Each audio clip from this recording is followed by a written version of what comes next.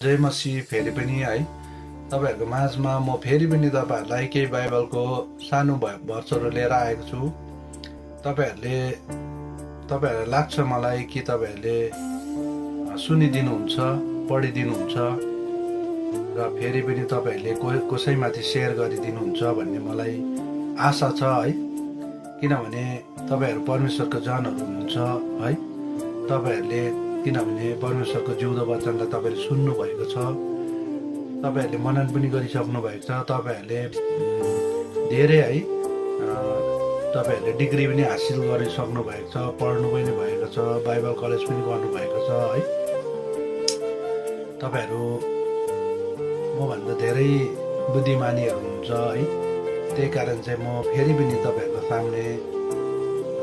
सामने चाहिँ तपाईहरुको सानो म वचन लिएर आएको, सानो भर्स लिएर आएको छु है।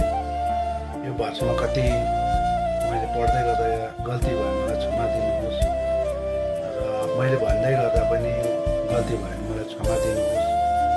किनभने सिक्नु नै मान्छेको ठुलो कुरा हो है। सिक्दा सिक्दा एक दिन त्यो मान्छे सिकारमा पुग्छ भन्ने कुरा त पहिले बाजेहरूले नै भन्थ्यो है। सानो छ भनेर कहिले पनि नसम्झिनु आफूलाई सानो भन्थ्यो है। त्यही कुराहरू याद आउँछ र म त सिक्दै गरेको हो है। सानो कुराहरूलाई मैले तपाईहरुमा सेयर मात्रै गरेको होइन। किनभने जो बाइबलमा लेख्छ त्यही कुराहरू मात्रै मैले सेयर गर्दैछु, त्योभन्दा फाल्तु त मैले बोल्नु गरेको छुइनँ है। र यहाँनिर तपाईहरुलाई है यो म सुनाउँदै गर्दाखेरि तपाईहरुले कसैमाथि सेयर गरिदिनुहोस्। यो तपाईहरुले मात्रै सुनेर काफी छैन है, कसैलाई सुनाउनु चाहिँ काफी हो। र यो वचन यो भर्समा चाहिँ भर्सहरू सुन्दै गर्दा चाहिँ कसैको जीवन परिवर्तन होस्, लाइफ चेन्जिङ होस् है, लाइफ नै चेन्ज होस्। किनभने आज संसारमा धेरै है मानिसहरू बिग्रेर नासेर गइसकेको छ। मानिसहरूलाई इन्करेज पुगेको होस् है। तपाईहरुले यो सेयर गरिदिनुहोस्। किनभने आज तपाईहरुले फिल्म स्टारहरू आयो है।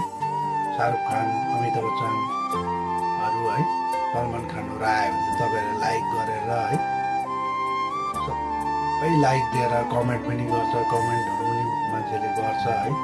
तर प्रभुको जिउँदो वचनमा चाहिँ कसैले लाइक गर्नै मान्दैन, हेर्छ तर लाइक गरिदिँदैन, कसैलाई सेयर गरिदिँदैन।